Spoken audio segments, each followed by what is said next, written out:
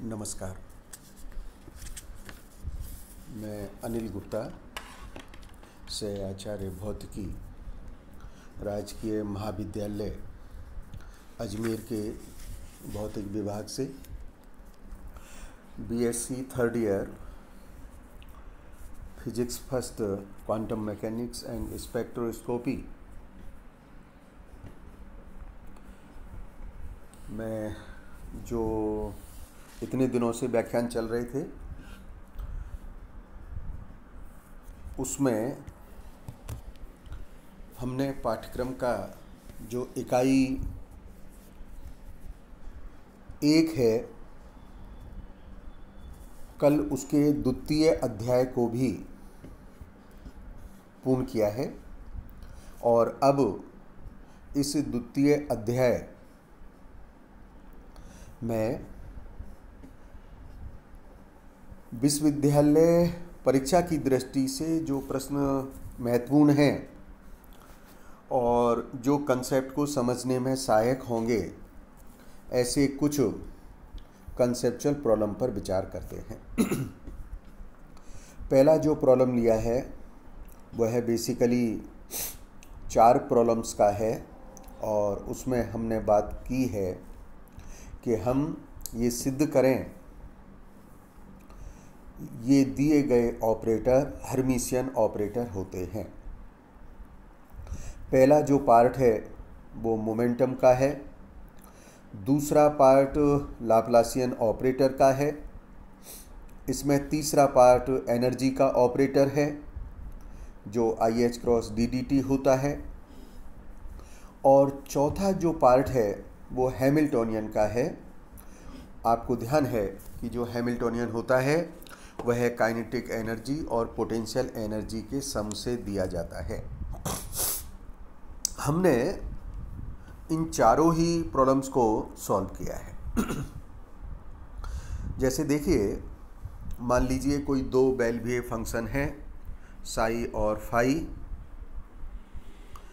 तब चूंकि बेलविएव wave function infinite पर शून्य होता है, अतः हम जैसा बेलविए फंक्शन की प्रॉपर्टी बतलाई थी उसका उपयोग करते हुए हम लिख सकते हैं integral of ddx psi star phi d phi equals to 0। अब यह इंटीग्रल शून्य के बराबर है। इसका कारण है वेव फंक्शन और wave packet vanishes at infinity. हम दूसरा इक्वेशन निकाल रहे हैं, उसमें हम ddx psi star phi dB, जब हम इस समीकरण को निकाल रहे हैं तो आप देखिएगा जब हम इसे हल कर रहे हैं तो किस प्रकार से हमें यह समीकरण प्राप्त हो रही है। अब हम इस समीकरण के दोनों पक्षों को IH क्रॉस से मल्टीपल कर रहे हैं और हमें अपने मस्तिष्क में ध्यान रखना है हर्मिशियन ऑपरेटर की जो प्रॉपर्टी है उसको, क्योंकि इस प्रकार के जो भी मैथमेटिकल डेरिवेशंस हैं अंत में हर्मिशियन ऑपरेटर की कंडीशन पर ला करके हमको रोकने हैं और जहां इस प्रकार का प्रतिबंध हर्मिशियन ऑपरेटर की शर्त के अनुरूप आ जाएगा हम कहेंगे कि दिया गया संकारक हर्मिशियन ऑपरेटर है। तो आप देखिएगा हमने IH क्रॉस से जब गुणा किया तो हम किस प्रकार से रिजल्ट को लिख रहे हैं। इंटीग्रल को ध्यान दें जरा, minus IH cross ddx psi of star phi dB। अब आपको ध्यान आ गया होगा क्योंकि हर्मिशियन ऑपरेटर की जो कंडीशन है उसमें प्रथम बायां पद है integral of a Sai complex conjugate Sai dB। इसके अनुरूप हमने इसको पहले से ही व्यवस्थित कर लिया है। जो राइट हैंड साइड है उसको हमने इस प्रकार से लिखा है, प्रयास किया है हर्मिशियन ऑपरेटर की कंडीशन के अनुरूप हम इसको मोल्ड करें तो उसमें राइट हैंड साइड आती है, आपको ध्यान है, integral of psi star A operator Sai. जब हम इस प्रकार की मैथमेटिकल ट्रिक से इस प्रकार का मैनेज कर लेते हैं तो हम अंत में लिखेंगे कि जो रिजल्ट है वह है हर्मिशियन ऑपरेटर की प्रतिबंध के अनुरूप है। बिल्कुल इसी प्रकार का कार्य मैंने एक अल्टरनेटिव मेथड के रूप में और बताया है, क्योंकि हर्मिशियन ऑपरेटर की जो प्रॉपर्टी है, पहला प्रॉपर्टी है कि every average value is real. तो हमने एक्सपेक्टेशन वैल्यू ले ली है और यह एक्सपेक्टेशन वैल्यू और कॉम्प्लेक्स कॉन्जुगेट का एवरेज वैल्यू दोनों के मान समान हैं। इसका अर्थ हुआ कि हर्मिशियन ऑपरेटर की हम शर्त की पालना कर रहे हैं। उसी प्रकार का दूसरा जो पार्ट है वह है लाप्लासियन ऑपरेटर के लिए है। लाप्लासियन ऑपरेटर के लिए हम इसी प्रकार से प्रोसीड करते हैं। साई और फाई दो बेलविए फंक्शंस हैं। आप देखिएगा मैंने दो इक्वेशंस निकाली है, नंबर 1 और 2। डाइवर्जेंस ऑफ फाई ए का यूज किया है और इस प्रकार से दो समीकरण निकालने के बाद हमने समीकरण सेकंड को सब्ट्रैक्ट किया है फर्स्ट से। फर्स्ट से ये सब्ट्रैक्ट करने पर ये इक्वेशन प्राप्त हो गई है। अब हम इस समीकरण का बायां पक्ष और दाएं पक्ष को वॉल्यूम इंटीग्रल कर रहे हैं। वॉल्यूम इंटीग्रल कर दिया। वॉल्यूम इंटीग्रल करने पर आप देखिए जो बायां पक्ष है हम उसको गॉस डाइवर्जेंस थ्योरम से वॉल्यूम इंटीग्रल को सरफेस इंटीग्रल में कन्वर्ट कर सकते हैं। इसलिए बायां पक्ष सरफेस इंटीग्रल हो गया है, दाहिना पक्ष ये रह गया है। और ध्यान रहे कि चूँकि वॉल्यूम इंटीग्रल संपूर्ण आकाश में किया गया है और चूँकि जो तरंग फलन है वह अनंत पर शून्य हो जाता है, इस कारण से अब हम जो बायां पक्ष है उसको शून्य कर देंगे और दाहिने पक्ष से हमें दो टर्म मिलेंगी, वो इस प्रकार की होंगी। हम इन दोनों टर्म को बिल्कुल हर्मिशियन ऑपरेटर कंडीशन को ध्यान में रखें मैथमेटिकल इस प्रकार का टर्म को अरेंज करने का प्रयास करते हैं जिस प्रकार से हर्मिशियन ऑपरेटर की शर्त है। और जब यह संतुष्ट करता है तो हम बोलते हैं कि यह हर्मिशियन ऑपरेटर की शर्त को संतुष्ट करता है। हमने तीसरा जो प्रॉब्लम लिया है वह है एनर्जी ऑपरेटर है, IH क्रॉस DDT। तो देखिएगा हम इसमें कंजर्वेशन ऑफ प्रोबेबिलिटी को सिद्ध कर रहे हैं। कंजर्वेशन ऑफ प्रोबेबिलिटी के अनुसार क्या होगा, चूँकि बेलविए फंक्शंस है तो DDT of psi star psi DB is equals to 0। हम इसका वॉल्यूम इंटीग्रल ले रहे हैं तो वॉल्यूम इंटीग्रल का जो मान है वो शून्य हो गया और फिर हम इस इंटीग्रल को सॉल्व कर रहे हैं। सॉल्व करके किस प्रकार के हमें दो साइड मिल रही है ज़रा देख लीजिएगा। और फिर हम इन दोनों पक्षों पर -IH क्रॉस से गुणा कर रहे हैं। क्योंकि समीकरण बायां पक्ष दायां पक्ष है तो हम दोनों पक्षों को ही किसी भी मल्टीपल कर सकते हैं।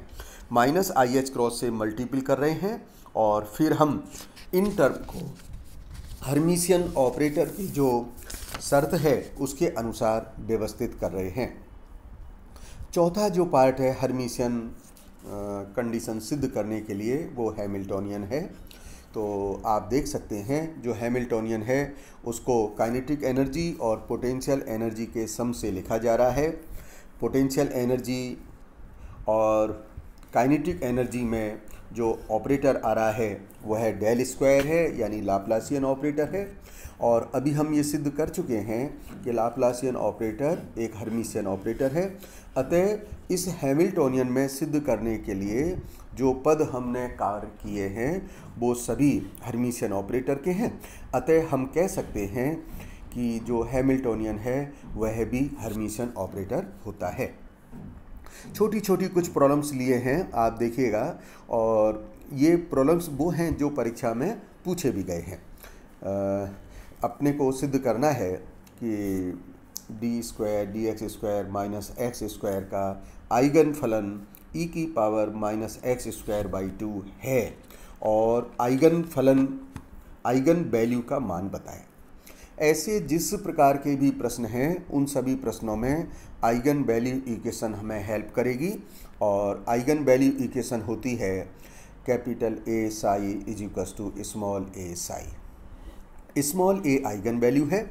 इसका अर्थ हुआ कि जो भी ऑपरेटर दिया गया है हम दिए गए ऑपरेटर को वेव फंक्शन पे ऑपरेट करें, और जब वेव फंक्शन पर ऑपरेट करेंगे तो निश्चित रूप से उस समीकरण का ऑपरेशन के पश्चात राइट हैंड साइड में वेव फंक्शन के साथ कोई मल्टीपल फैक्टर आएगा जो उसका आइगन वैल्यू होगा।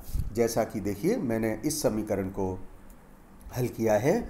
ऑपरेटर है d square d x square minus x square and it is operating on e की power minus x square by 2। जब हम इस प्रकार का ऑपरेशन कर रहे हैं और ऑपरेशन के पश्चात हमें जो मान मिल रहा है वह मान है -1 ई की power minus x square by 2।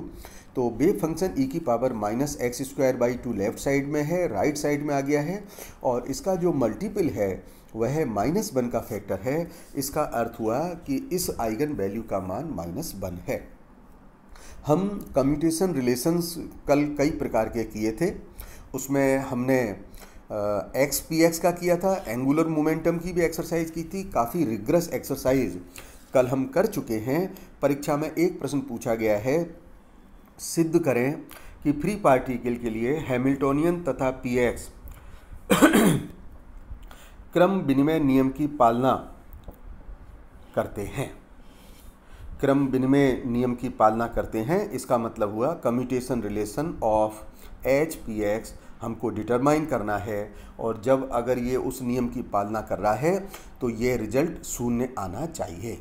तो एच पी एक्स का मान मुझे मालूम है -IH क्रॉस DDX होगा, और बिल्कुल कल की तरह जब हम हल करेंगे तो यह रिलेशन 0 प्राप्त हो जाता है।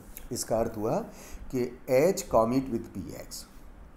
एक और छोटा सा एक्सरसाइज है कि मान लीजिए कोई फ्री पार्टिकल है, एक्स डायरेक्शन में मूव कर रहा है, तो ये कम्यूटेशन रिलेशन निकालना है। अब ये ध्यान से देखिएगा, कम्यूटेशन रिलेशन एक की जगह 2 घुसा हुआ है, x again commutation relation of x H. इसका अर्थ क्या हुआ कि मुझे पहले कम्यूटेशन रिलेशन ऑफ जो अंदर है स्क्वायर ब्रैकेट में एक्स एच उसका मान निकालना चाहिए, और उसका मान जब निकाल लूँगा तो मैं इस जगह रखूँगा, फिर मैं दोबारा कम्यूटेशन रिलेशन निकालूंगा। इसका अर्थ हुआ मुझे 2 बार कम्यूटेशन रिलेशन निकालना है। आप देखिएगा इस प्रॉब्लम में हमने पहले एक्स एच को सॉल्व किया है, और एक्स एच को हमने जब सॉल्व किया है तो यह मान IH cross PX by M आ गया है। इस मान को अब हम कम्यूटेशन रिलेशन में रख सकते हैं, और पुनः हम हल करेंगे, तो जब हम दोबारा इसको हल करेंगे तो यह रिजल्ट प्राप्त होता है -H cross square by M। इस प्रकार के कुछ आसान से छोटे छोटे प्रॉब्लम्स हैं जिनको कि हल किया जा सकता है। एक्सपेक्टेशन वैल्यू के आधार पर एक ये प्रॉब्लम बार बार परीक्षा में पूछी जाती रही है कि मान लीजिए कोई वेव फंक्शन है, वह वेव फंक्शन इस प्रकार से परिभाषित है, उसकी जो लिमिट है, और वेव फंक्शन का मान दे रखा है √2/a sin πx by a, और इस जोन से बाहर वेव फंक्शन 0 है। हमें इस प्रॉब्लम को ढंग से समझना चाहिए, क्योंकि ये प्रॉब्लम परीक्षा में अलग अलग यूनिवर्सिटीज़ में पूछी जाती रही है। हमको कहा गया है कि कण की स्थिति और संवेग का प्रत्याशा मान ज्ञात कीजिए। We are required to determine the expectation value of position as well as the expectation value of the momentum। तो हम जब कभी एक्सपेक्टेशन वैल्यू डिटरमाइन करें, कल जैसा हमने बताया था, तो सबसे पहले काम कीजिएगा, चेक कर लीजिएगा कि क्या वेव फंक्शन नॉर्मलाइज है या नहीं है। वेव फंक्शन नॉर्मलाइज है तो नीचे वाला जो इंटीग्रल है एक्सपेक्टेशन वैल्यू में, वह काम पूरा हो जाता है। आप देखिएगा मैंने सबसे पहले इस कंडीशन को प्राप्त किया है, और इस कंडीशन को प्राप्त करके यह इंटीग्रल का मान जो है 1 प्राप्त हो गया है। इसका अर्थ ये हुआ कि जो वेव फंक्शन हमको दिया गया है वह वेव फंक्शन नॉर्मलाइज है। काम कुछ आसान हुआ। बात समझ रहे हैं ना। तो अब हम आगे बढ़ सकते हैं। एक्सपेक्टेशन वैल्यू निकालना है, मान लीजिए मुझे पोजीशन का निकालना है। तो अब इंटीग्रल आसान सा रह गया, केवल integral Sai star x Sai D x. Sai का मान आपको दे रखा है भाई, अब इस साई के मान को इसमें सब्स्टिट्यूट कर दीजिएगा। तो इंटीग्रल का मान हो गया 2/a 0 to a x sine square pi x by a d x. और जब हम इस इंटीग्रल को सॉल्व करते हैं तो इस इंटीग्रल को सॉल्व करने पर इसका जो मान निकल के आता है वह मान कितना है, a/2। इसका क्या अर्थ हुआ कि इस केस में इसकी जो एवरेज वैल्यू है वह एवरेज एक्सपेक्टेशन वैल्यू पोजीशन का a/2 है। उसी प्रकार से हम संवेग का भी एक्सपेक्टेशन वैल्यू निकाल सकते हैं। Sai star P x Sai D x, P x का मान रख दीजिएगा minus i h cross D D x. और इस इंटीग्रल को जब हम हल करेंगे तो इस इंटीग्रल का मान आ गया minus i h cross pi by a square 0 to a sine of 2 pi x by a d x. और जब हम इस इंटीग्रल को सॉल्व करते हैं तो इसका मान 0 प्राप्त होता है। इसका मतलब हुआ जो हमें वेव फंक्शन का जोन दे रखा है उस दिए गए वेव फंक्शन के जोन में इस expectation value of momentum is 0 while expectation value of position is equals to a/2।